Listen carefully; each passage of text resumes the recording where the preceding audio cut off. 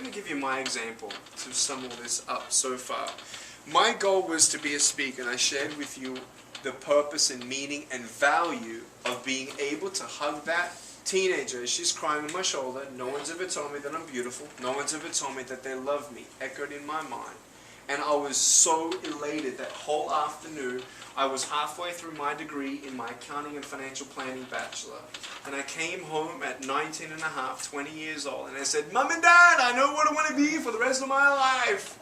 And my dad said, good, finish school first. And so I talked with my parents a little bit, and I said, yeah, I'll finish my school and all that. But my mum was doing dishes, right? And I'm sitting on the floor, and I'm looking up at her, and she's looking down at me. And she said, so, you know what you want to be for the rest of your life, huh? I said, yeah. I said, I want to be a speaker. She stops what she's doing, and she crosses her arms, and she says, a speaker? I said, yeah. She said, what are you going to speak about? I don't know.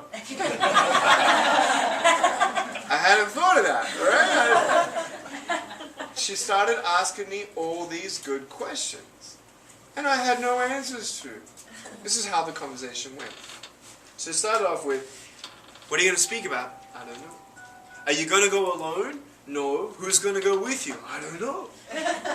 How are they going to find out about you? I don't know. Are you a good speaker? No, not yet. How are you going to learn how to speak? I don't know. Do you have any marketing skills? No. How are you going to learn? I don't know. I had no idea.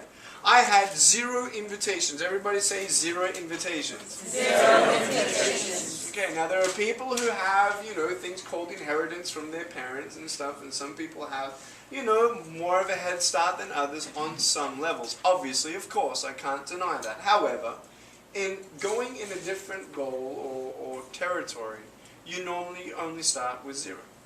You start with the beginning. Everybody starts at the beginning. My beginning was quite interesting. I had no marketing experience. I didn't like reading, so I didn't bother getting a textbook about marketing. I had no contacts with people at that time who was a speaker. Never knew a speaker in my life except for the speakers that came to my school. One of which that I'll never forget, at 13 years old. And at that time, which was 6 years prior, I thought maybe I'll have a good enough, story to share one day. Well, I knew that I wanted to be a speaker. I had no marketing, no website at that time. I had nothing. So I tried. You don't know what you can achieve until you try. When you fail, you try again. So I actually went through the normal old-fashioned way of trial and error. Greatest education of my life. That's just how it is. Sometimes our experience is the greatest teacher of all. People can tell you things.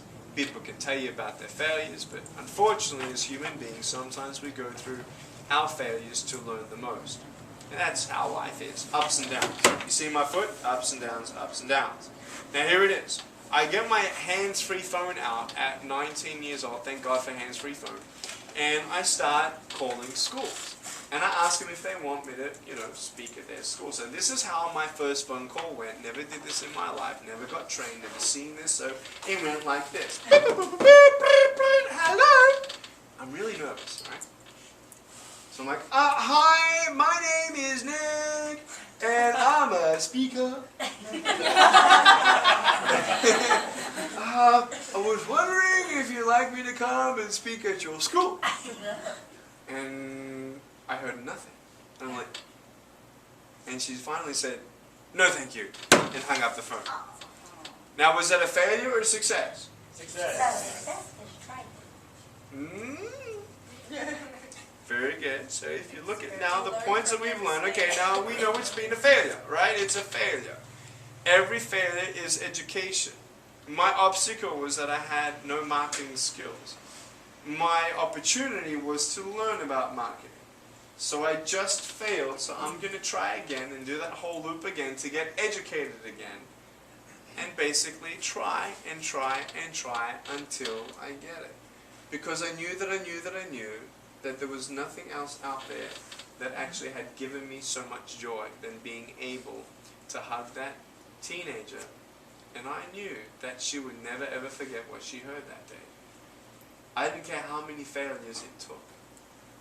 I don't care how many times you fall down, guys. I don't care. I care about if you're going to get up just one more time. So I kept on calling, kept on calling, kept on calling. It was hilarious. Some people actually told me over the phone, sorry, I don't believe that you have no arms, no legs. And I'm like, really? I was thinking I should just rock up to the school and just say hi. I got so many different interesting reactions. But it was, on the bottom line, no, no, no, no, no, no, no. I called 53 schools before I got one yes. How many no's? 52. But this is how my 53rd phone call went. Are you ready? Hello. Hello, my name is Nick Vujicic and I'm a professional motivational speaker, and I'd like to come to your school and talk about challenges, bullying, self-esteem, dreaming big and never giving up. Would you like me to come and speak to your school? Sure. And I'm like, yes! And I'm like, oh no, what do I say now, right? I wasn't ready for a success. And so I get my pen out and said, okay, can I have your address? And she gives me the address and I'm writing it down. And she says, okay, we'll see you next week. And I'm like, oh, I was just wondering, how much can you pay? And she said, $50. I'm like, great, cool. We'll see you then. Okay, bye. Hung up the phone. And I'm like, yes! So happy. And then I looked at the map. After calling 53 schools, you sort of start ringing schools that are out of town. My 53rd phone call happened to be a school that was located 2.5 hours drive away from my home. I thought to myself, if I start walking now, I'll maybe make it on time. So I go to my brother and said, Aaron, I got a school. He's like, okay, that's great, that's great. I said, I was wondering if you could take me. He said, no. I'm like, why not? He's like, I'm busy. I said, what are you doing? He said, nothing. I'm like, dude, what are you like? I said, I'll pay you $50. He said, all right. I had to do it because you know that when you say yes to a school and you're a speaker, if you cancel, that's reputation. So I knew that.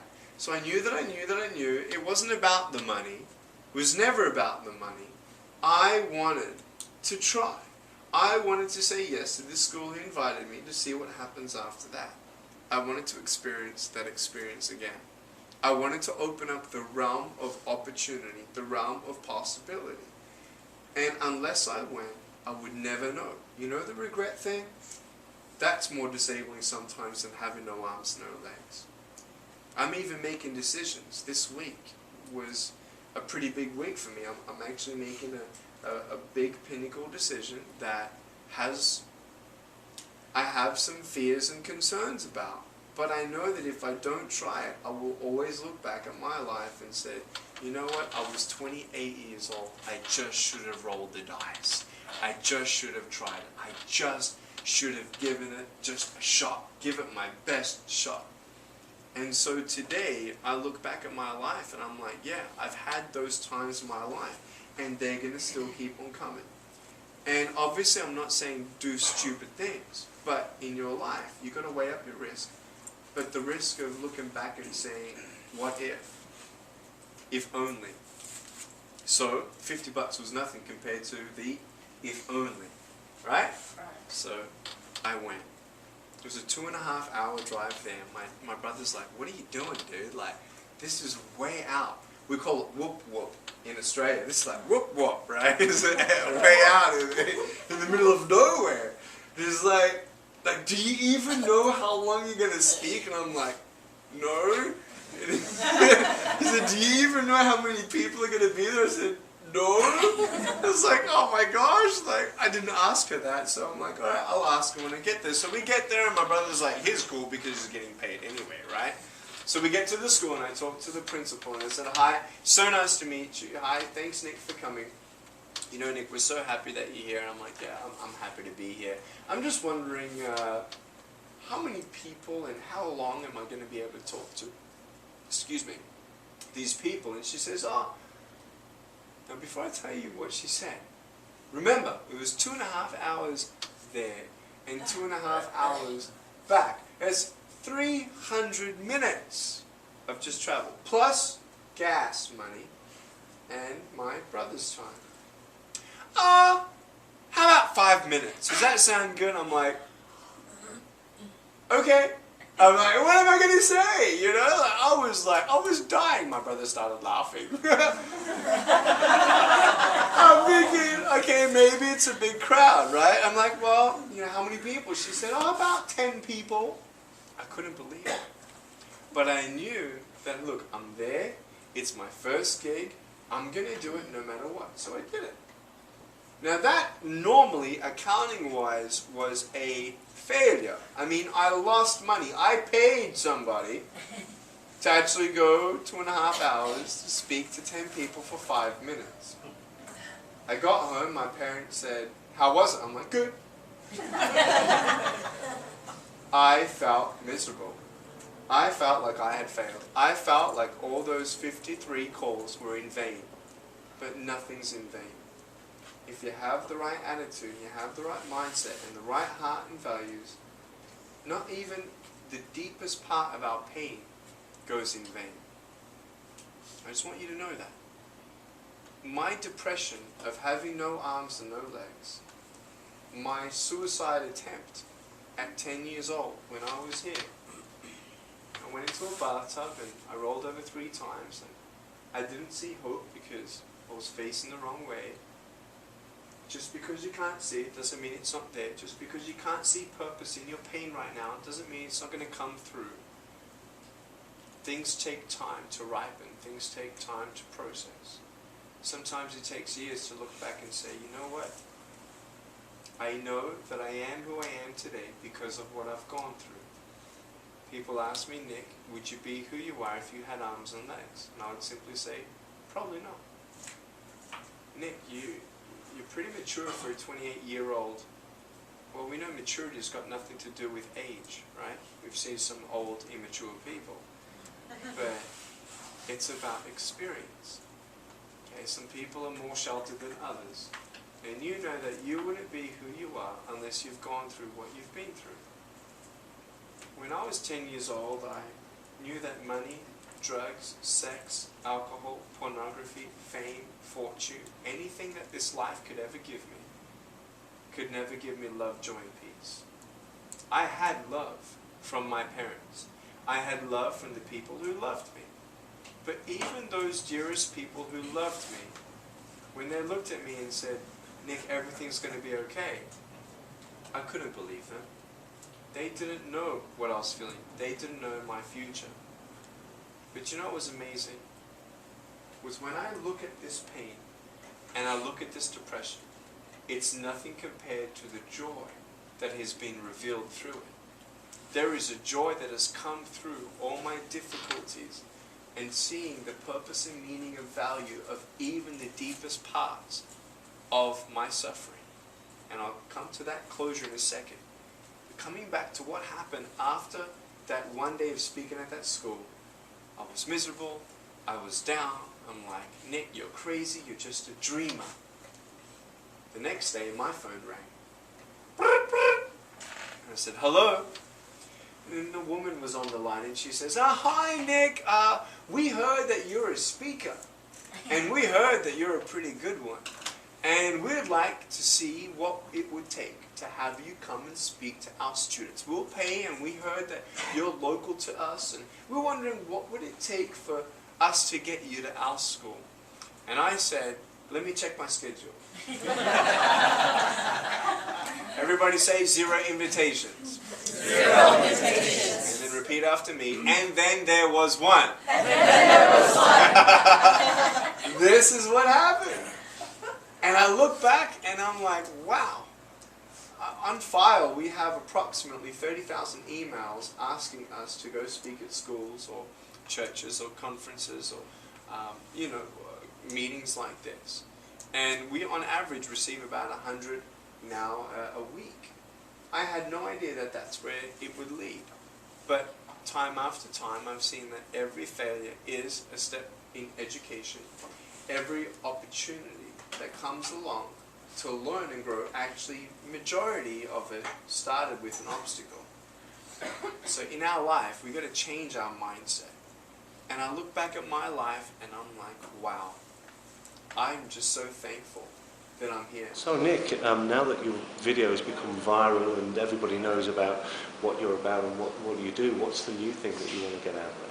I just want everybody to know a little bit more of depth in the values and attitudes that have, really made me who I am. Having no arms, no legs has had its challenges, and to try and inspire people just through videos is difficult to get some depth in there. People might find it inspiring when they see me swimming or speaking, clips here and there, but I want people to get a fuller understanding of the foundation that we all can have with the right perspective and values to actually live a life without limits. And so we're just happy that we've been able to package just a book called Life Without Limits, actually, and we want people to get inspired in the different things that I've overcome, not as a superhero or anything like that, but just to know that I've got ups and downs. I face fears, and that we all have challenges in our life, but there are always these things that we can always come back to that'll give us the strength to overcome these obstacles. Brilliant. And your book's available now? Yeah, definitely go to attitudesaltitude.com, and you'll see it there. And there's also some materials of DVDs of me speaking to the corporate sector and some school kids as well. And so we're excited to see that a lot of people are inspired, with just messages of hope. And I think people go through ups and downs and just need a little bit of motivation extra every day. So yeah. Cool.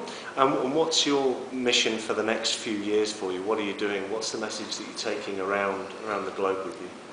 Knowing that your potential in your life, a lot of that actually depends on you, challenging yourself, stretching yourself. When you're trying something new, you do need a lot of courage. How do you get that courage? How do you build up that confidence? How do you better prepare yourself for different obstacles that are unseen at times? And so basically a message of being the best that you can be, and dreaming big. And if that dream's supposed to come, if it's meant to be, it'll come. And if not, then you've got to believe that there's something better. And sometimes life will throw things at you, but you've got to keep that positivity and understanding that even the worst parts of your life can be turned into good. And so in my book I share about how faith, perseverance, and these values can make a difference in your life, and you can actually live life to its fullest. Well, I guess most of the people that look at Tweeting Times and in the Twitter community, it's the professionals and the guys that are out there on journeys, on train journeys all the time, and these are the new stressed people that are working hard and perhaps playing hard. And I hope that they can take some message from what you're doing and take a look at your website and go get the book. It's incredibly inspirational. Available now. I'm sure it's available via Amazon and That's right. all good booksellers. So get yourself a copy and have a look at Nick's website, which again, Nick, the name of that website? attitudesaltitude.com. And in working hard and playing hard, just make sure you come back to the things that are most dear to you. Make sure that your loved ones know that you love them. Make sure that you embrace today. Make sure that you are grateful for what you have, instead of always just also looking and looking and looking for this vision and that vision and that vision, which is all great, but make sure that you never ever stray away from the basics. Thank you very much. Love, joy and peace to you all, guys. Love you so much. Thank you.